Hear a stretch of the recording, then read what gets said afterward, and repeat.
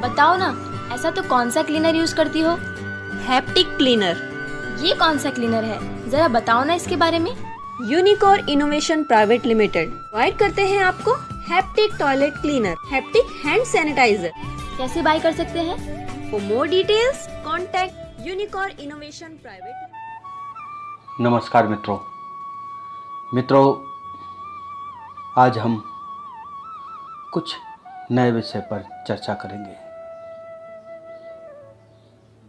मित्रों, विषय है अभ्यास। 2 महीने से सभी लोग अपने अपने घरों में बैठे हैं। लॉकडाउन चल रहा है, तो मैं अवश्य मानता हूँ कि बहुत सारी चीज़ों के अभ्यास होना बंद हो गए होंगे। जैसे हमारे विद्यार्थी हैं, उन्होंने भी काफ़ी चीज़ों में अभ्यास अभी नहीं किया होगा। जैसे गणित विषय अभ्यास का ही विषय है। यदि हम निरंतर नहीं करेंगे तो कहीं ना कहीं उसको भूलने का भय होता है। ऐसे ही कुछ हमारे मित्र होंगे जो टेक्नीशियन हैं, जो अभी कुछ नई टेक्निक सीखे हैं। यदि वो भी अभ्यास नहीं करेंगे तो उनका भी उस टेक्निक को भूलने का भय रहता है। मित्रों, हमको अभ्यास की आदत होना चाहिए। अभ्यास चाहे वह ईश्वर को प्राप्त करने के लिए की गई साधना का हो, ध्यान का हो, या हमारे जीवन यापन के लिए सीखी गई तकनीकों का, हमको निरंतर अपने ज़रूरत की जो क्रियाएं हैं उनका अभ्यास करते रहना चाहिए। मित्रों, ब्राह्मण को श्लोक और मंत्रों का अभ्यास करना चाहिए, क्योंकि वही उसकी आजीविका उपार्जन का साधन है। मित्रों, इसी अभ्यास के लिए काफ़ी बातें भी हैं। जैसे यदि कोई व्यक्ति जड़मति है तो अभ्यास से वह मति भी सुजान हो सकती है। ऐसी कई कहावतें हैं। करत करत अभ्यास के जड़मति होत सुजान, रसरी आवत जात ही सिल पर होत निशान। मतलब यहाँ तक कहा गया है कि आवश्यकता नहीं है कि आप ब्रिलियंट हो, आवश्यकता नहीं है कि आप किसी वास्तव में किसी बड़े स्कूल, कॉलेज या विश्वविद्यालय में पढ़े हों। आवश्यकता है तो इतनी कि आपके अंदर उस चीज़ को प्राप्त करने की लगन है कि नहीं, और लगन के साथ जो मंत्र मिला है उसका अभ्यास करने की आदत है कि नहीं। मित्रों, अभ्यास का बड़ा महत्व है जीवन में। हमें अभ्यास करते रहने से मुसीबतों से बच जाते हैं। हमारी कुशलता सदैव उस काम में बनी रहती है। अन्यथा जानकार व्यक्ति हो और यदि वो अभ्यास नहीं किया है और उसकी उस काम के प्रति कुशलता हाथ से चली गई है तो वो किसी व्यक्ति किसी काम का नहीं है। चाहे वो सर्कस में काम करने वाला, रस्सी पर चलने वाला व्यक्ति हो, या 15-15 बॉल से खेलने वाला, बैलेंस बनाने वाला व्यक्ति हो।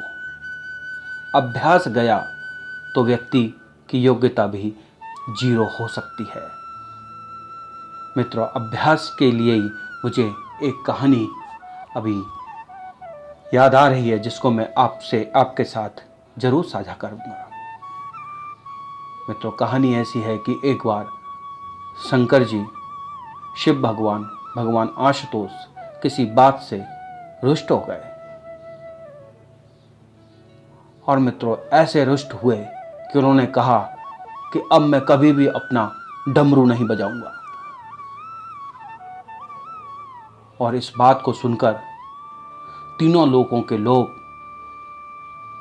परेशान हो गए। उन्होंने कहा कि यदि शिवजी यह डमरू नहीं बजाएंगे तो वर्षा कैसे होगी, बादल कैसे आएंगे।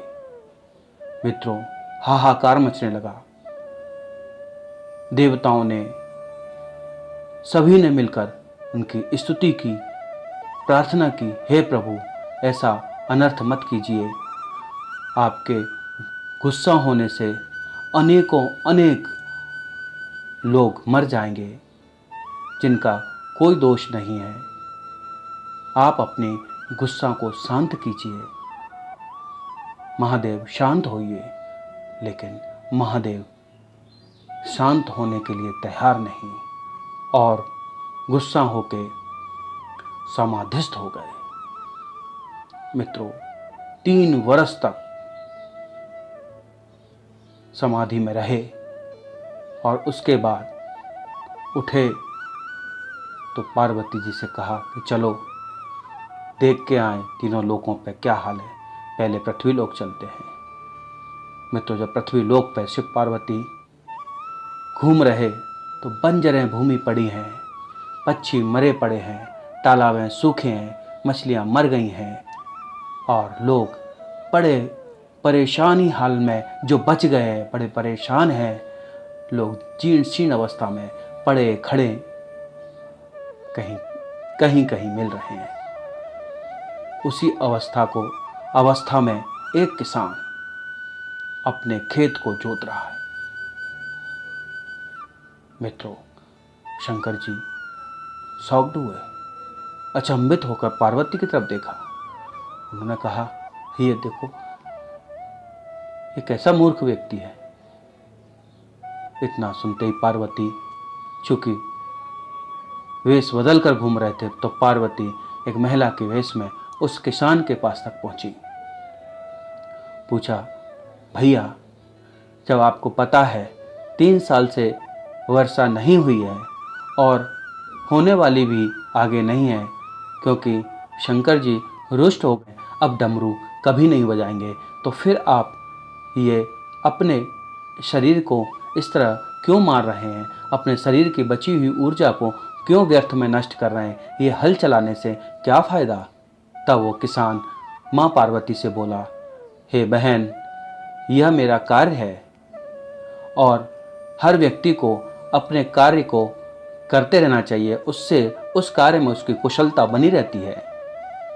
यदि मैं अपने हल चलाने की इस कुशलता को भूल गया तो वक्त आने पर जब बारिश आएगी और मैं हल नहीं चला पाऊंगा तो फिर इसका क्या फ़ायदा? इसलिए कभी भी व्यक्ति को अपनी कुशलता को बनाए रखना चाहिए। इसलिए मैं ये अभ्यास कर रहा हूँ कि मैं हल चलाना कहीं भूल तो नहीं गया। उन्होंने कहा कि जब बारिश होगी नहीं तो फिर इस कुशलता और अभ्यास का क्या फ़ायदा? उन्होंने कहा कि मेहनत कभी बेकार नहीं होती, अभ्यास में की हुई मेहनत सदैव आपको फल देगी। मैं इस विश्वास के साथ इस अभ्यास को कर रहा हूँ। ये बात सुनते ही शिवजी को अपना सबसे प्रिय वाद्य यंत्र डमरू याद आया। उनको लगा कहीं मैं अपना डमरू बजाना तो नहीं भूल गया, और अचानक उन्होंने अपनी झोली में हाथ डाला और डमरू उठा के बजा दिया। डमरू के बजाते ही बादल घुमड़ने लगे और बारिश होने लगी। उसी समय उस किसान ने कहा, देखो माई, मैंने आपसे कहा था ना कि अभ्यास में की हुई मेहनत कभी बेकार नहीं जाती। और ये कहानी का मेरा कहने का मतलब ही यही है कि अभ्यास बहुत महत्वपूर्ण है। अभ्यास करते रहिए, भले ही 2 महीने आप लॉकडाउन में घर में रहें, आप जिस काम को करते हैं उस काम का कहीं ना कहीं अभ्यास करिए। ध्यान का अभ्यास भी करते रहिए। हमेशा 2 क्षण अपने प्रभु के लिए दीजिए। वही हमारा अभ्यास है, साधना का अभ्यास है, ध्यान का अभ्यास है। उसको बढ़ाते रहिए, निरंतर करते रहिए। हम 100% हम अपने लक्ष्य को प्राप्त करेंगे। इसी उम्मीद के साथ मैं आपसे नमस्कार करता हूँ। जय बजरंग।